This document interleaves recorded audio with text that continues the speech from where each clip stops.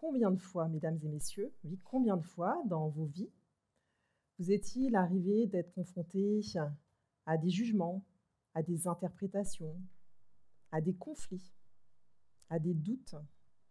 Combien de fois? Uniquement par manque de communication. Alors oui, vous allez me dire, à l'école, on nous apprend le français, la grammaire, à faire de jolies phrases, la syntaxe, la politesse, bien évidemment. Mais à bien communiquer, peu, voire très très peu. Et à communiquer positivement, encore moins. En tout cas, moi, je ne m'en souviens pas. La bonne nouvelle, mesdames et messieurs, c'est que nous avons toutes et tous la possibilité d'apprendre à mieux communiquer. Car la communication positive, ça s'apprend et ça se cultive. Et heureusement, parce que j'ai grandi dans une famille où la communication était totalement défaillante, voire plutôt violente, avec des mots extrêmement durs, des mots que je qualifie aujourd'hui de totalement inacceptables. Alors j'ai choisi de faire différemment et j'ai choisi de prendre conscience de l'importance de mes mots, de ma communication. Et j'ai choisi, suite à une histoire de cœur un peu particulière. Mais ça, je ne vous le raconterai pas aujourd'hui, peut-être que je vous la raconterai une autre fois, si vous me voyez dans une conférence un peu plus longue. Ça prendra un petit peu de temps. Mais en tout cas, cette histoire m'a vraiment fait changer. Et puis, de toute façon, dans ma carrière professionnelle, que ce soit dans l'opérationnel, dans le management, dans la direction multisite d'établissements de santé, j'ai vraiment pu voir, comprendre, subir aussi ce que fait une communication défaillante. À quel point elle peut engendrer un manque de confiance chez les collaborateurs, de la perte d'estime de soi. Je vois des regards qui se lèvent au ciel parce qu'effectivement, là, on a peut-être subi beaucoup de mots qui engendrent des maux dans les entreprises par manque de communication adaptée. Les mots, dites-vous que ce sont des cadeaux qu'on offre à soi avant tout et aux autres. Personnellement, je ne sais pas vous, mais j'aime recevoir de beaux cadeaux. Vous aimez recevoir de beaux cadeaux? D'où l'importance de bien les choisir, parce que moi, ça m'arrive, mon mari, parfois, me fait des cadeaux clairement pourris. Et c'est pas arrivé qu'une fois. Donc c'est vraiment important de bien les choisir, ces mots. Les mots, quand on les choisit bien, ça a vraiment toute son importance. Pourquoi? Les scientifiques nous le disent, entre autres l'équipe du docteur Benson du Massachusetts, nous expliquent que la communication positive permet de mettre le focus sur l'action imposée. Ensuite, elle nous permet d'activer les gènes réducteurs de stress. Dernier point, elle active les zones dans le cerveau, une zone dans le cerveau liée à la motivation. Triple effet qui se coule, vous imaginez? Focus, réduction du stress, motivation. Vous imaginez ce que ça peut donner dans vos équipes, dans votre famille, dans votre couple, par exemple, en termes de bien-être, en termes de collaboration, en termes de qualité relationnelle, que du bonheur. La communication positive, on a l'impression tous les jours qu'on l'utilise et pourtant non. Parce qu'on se dit, mais je parle avec bienveillance. C'est pas ça, la communication positive. C'est important, effectivement, d'y mettre des mots positifs, de l'intention positive, mais les mots, c'est encore plus précieux. Parce que dans nos quotidiens, on est tous et toutes, finalement, confrontés aux médias, à la presse, à la radio.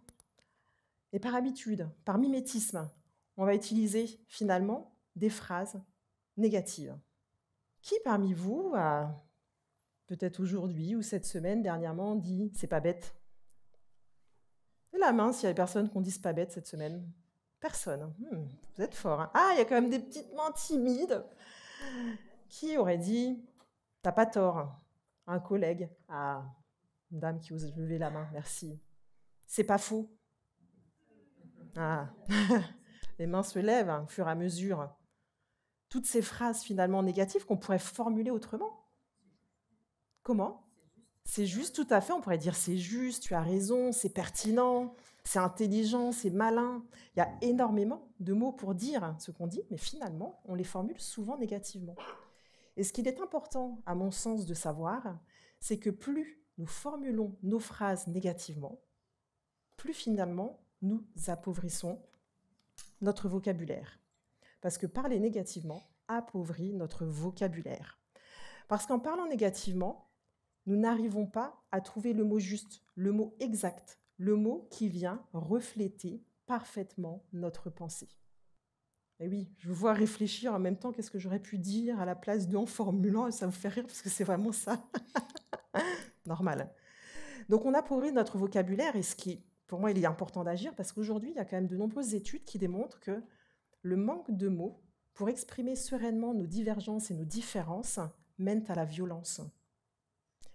Et je vous l'ai dit, j'ai grandi dans une famille où la communication était violente. Donc je crois que pour moi, c'est encore plus important. Et j'ai subi aussi de la violence psychologique en entreprise de la part d'une responsable qui a décidé que j'étais jamais assez, le fameux assez à la hauteur, jamais assez bien, jamais assez performante, alors que pourtant j'ai toujours aimé être première de classe, première sur le podium.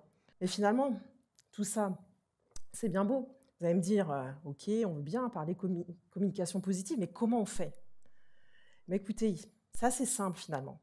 Le premier pas que je vous invite à faire pour apprendre à communiquer positivement, c'est d'écouter. Déjà d'écouter vos mots. Déjà les mots que vous avez dans la tête quand vous dites « mais t'es bête, mais t'y arriveras pas ». Pour vous dire « mais comment je pourrais le dire autrement, positivement ». Écoutez dans les médias.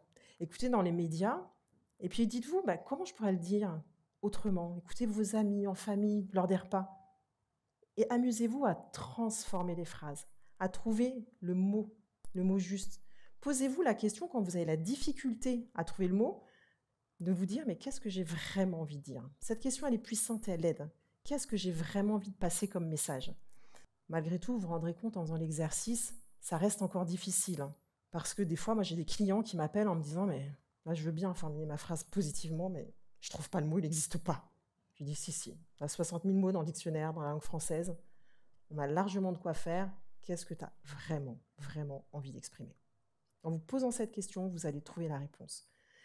Personnellement, la communication positive a vraiment changé ma vie. Vous m'auriez vu il y a quelques années, personne totalement différente. Parce que forcément, je traînais certaines valises liées à mon éducation, liées à mon environnement. J'étais quelqu'un de froid, d'introverti. Je cachais tout ça finalement plus parce que j'avais aussi un manque de confiance en moi. Et grâce à la communication positive, je suis devenue quelqu'un de beaucoup plus épanoui, beaucoup plus rayonnante et qui suis heureuse de vivre aujourd'hui. Alors vraiment, je vous invite à vous entraîner parce que c'est un chemin. Et en plus, la communication positive, c'est quoi? C'est gratuit, accessible à tous, comme l'intelligence relationnelle dont Marjorie nous a parlé tout à l'heure, cette intelligence ancestrale. Donc allez-y, parce que la communication positive, ça s'apprend et ça se cultive.